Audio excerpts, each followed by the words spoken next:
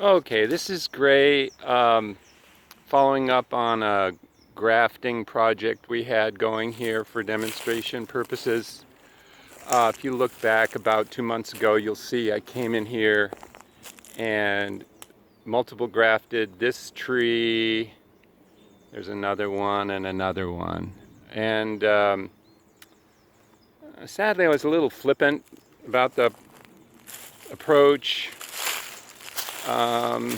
And I didn't cover the grafts. It just gets sloppy. It comes with personality. But we have enough success to serve my purpose of this demonstration project. Now, first of all, I did point out that this section is riddled with Phytophthora root rot. And so this is a tree that didn't regrow, stumped it and it didn't regrow. That's another one. These are above this one. That's not good.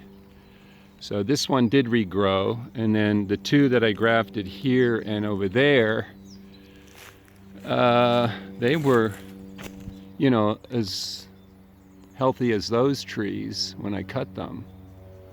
But I don't know, because of my casual approach to this thing, I didn't get the graft take I wanted. But coming back to this one, I got 3 of the 5 grafts, and one was lamb that I duplicated. So let's back up a little bit here. Let's see. Oh, that's going forward. Oh, I guess you backed up all the way. All right, so I put a stake on yesterday. It's quite tall. Nailed it right into the trunk. And it's on this gem graft here. And what I'm going to do, what I've done already, is promoted the graft to a central leader, or a single shoot. That single shoot then is promoted up, therefore the definition of central leader. So you can see here that this one actually was a whorl too. And so I got several shoots off here, and I've just, kind of encouraged this one here. This one will look like the one we're going to work with in a minute. And this is kind of an interesting little thing. I'm going to get the same results here that I will on this one that we're going to look at in a minute. I'm going to get this shoot here to expand as this one does, and that expansion is going to influence this scion. Now you can see why I try to encourage the lower shoots. Sometimes, well, I do just naturally. I think I mentioned it when I was working, but on the original graft. But sometimes I keep these whorls up at the top, and the reason is I just don't get the laterals to grow. So in this case, I got the whorl. I'll get the shoot. The shoot will expand very quickly now, and then that expansion will occur with the stalk. But let's go over and take a look at the other one that is right at this critical portion of this phase. So here we have, let's see, the graft. It was a bark graft. We inserted the graft, we inserted the scion, and the scion is right there, and you can see there's a remnant portion that still has some parafilm on it right here. And then from that scion, we got a single shoot, or we encouraged a single shoot, which we've now tied to the stake. So here's the very interesting feature here, and why I'm just not only an advocate, but what would be the term? Compulsive there's other terms that about having a single shoot encouraged from all grafts. I can't think of a single graft anywhere at any time to allow more than one single shoot to emerge.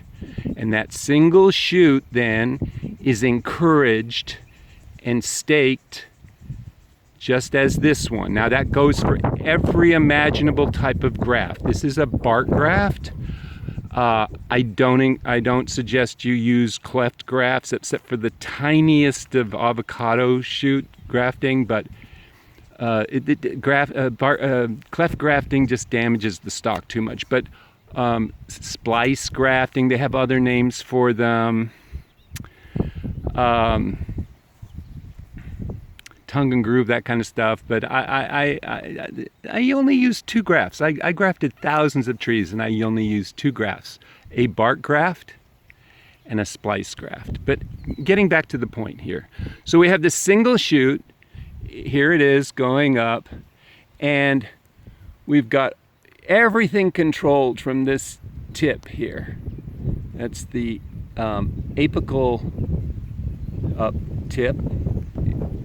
And the apical dome is where all of the cells are actively dividing and being differentiated. You be a side lateral branch, you be a leaf, so on and so forth. So this is we're gonna just continue to get expansion on this. Now, as we get expansion on that, this juvenile tissue here that's being promoted by all of the regrowth of this stump, because we're discouraging all of the sucker growth as this occurs, this juvenile tissue, which is very elastic, this is designed to be elastic, it's designed to be flexible, cell division occurs rapidly, so on and so forth.